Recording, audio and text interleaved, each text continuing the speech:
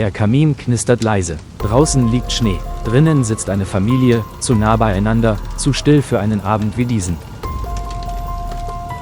Das Feuer wirft Schatten an die Wand, lange, flackernde Formeln. Niemand redet, und genau da beginnt es. Mitten in den Flammen entsteht etwas. Erst wirkt es wie Zufall, dann wie Bewegung. Eine dunkle Figur formt sich im Feuer, klarer mit jedem Atemzug. Kein Spiegelbild, kein Trick des Lichts, etwas schaut zurück. Der Vater spürt es zuerst. Sein Blick bleibt an der Gestalt hängen. Seine Hände zittern, die Luft wird schwer, fast klebrig. Die Kinder merken es, die Mutter auch. Doch keiner sagt ein Wort. Alle hören dieselbe Stimme, leise, drängend. Die Gestalt kennt seinen Namen, kennt Dinge, die niemand wissen sollte. Alte Entscheidungen, verschlossene Türen, Wahrheiten, die tief vergraben wurden.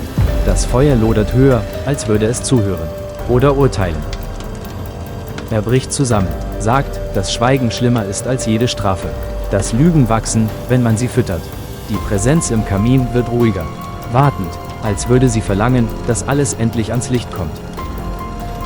Die Figur zieht sich zurück, doch der Raum bleibt verändert. Der Kamin ist wieder nur ein Kamin, aber nichts fühlt sich normal an. Die Familie starrt den Vater an. Jetzt ist er dran. Was glaubt ihr? Was könnte der Vater erzählen? Ein Geheimnis aus der Vergangenheit? Etwas, das die Familie zerstören könnte? Oder etwas, das sie nie hätten erfahren sollen? Schreibt eure Theorie in die Kommentare.